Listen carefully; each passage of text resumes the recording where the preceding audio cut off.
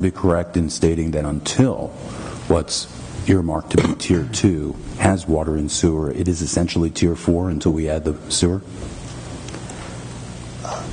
Certainly you couldn't move forward until it becomes part of the plan. So logically, yes, that's how the order would proceed.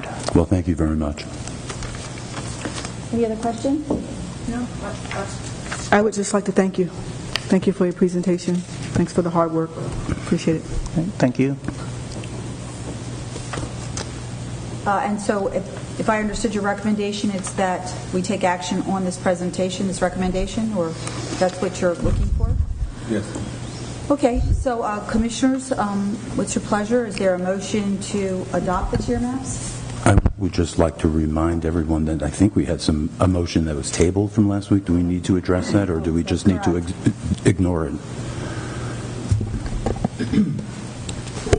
I have a question, Mr. Rice. Is there anything, I had a conversation with you yesterday, is there any more land by law that we're allowed to build in that wasn't put on this map? Where you have water and sewer? I think you're referring to the Deferred Development District? Sure. The Deferred Development District has been one of those areas of discussion.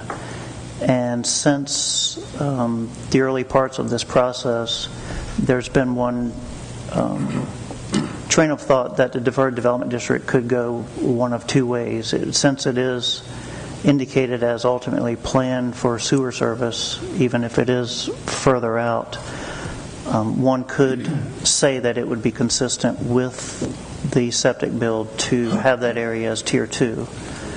Also, we felt that it would be consistent to have that area as Tier 4 given the criteria in the septic bill. So I think some of the earlier versions had that as Tier 2 at one time. We switched to Tier 4. From a staff perspective, in a current day scenario, we can point to more provisions in the septic bill that justify it as being Tier 4 today, but that doesn't mean that it couldn't also be Tier 2 and still meet the criteria of the septic bill. And that would follow state guidelines too, correct? From a staff perspective, we believe it would. So we could reserve a little more land to do something. Okay. Well, there was, if I could just comment on that, there was other reasons why it was recommended to be a Tier 4 area, and the reasons is because there's policies in the comprehensive plan, both in the current adopted plan and in the recommended draft plan, that indicates that the Deferred Development District will not be released for development at this time. The policy basically states that we will consider releasing development from the Deferred Development District at least every 5 years or with the update of the comprehensive plan. And that issue was revisited by the Planning Commission, and their decision and direction to you was not to release it at this time for new development. So in that respect, it makes more sense to remain as a Tier 4 area until such time areas are released. And we actually have an application to do that for a particular project. But we don't want to be in a situation where we have policies that say one thing and a map that says something else. Okay. Is there a way that you could show us on a map, especially because I'm looking at area that I know is planned for sewer, that where you can show us that in a Tier 2 format? Could you do that for us? We could. It would be a fairly easy exercise since the development district's already a polygon in our GIS, so we could go back and do that. Can you just outline it, do you think? What area? Well, you know, near our tech park and near our airport, I think that area is on the Deferred Development District, and I think since there is a difference in opinion, I think since it's planned for sewer, we can make that a Tier 2. It looks like it is Tier 2. Can we? It's essentially the area north of 225. Yeah. Yep. So if you see here is 225, so it would encompass this large area north of 225. Now, I will say there is quite a bit of protected land already within that area.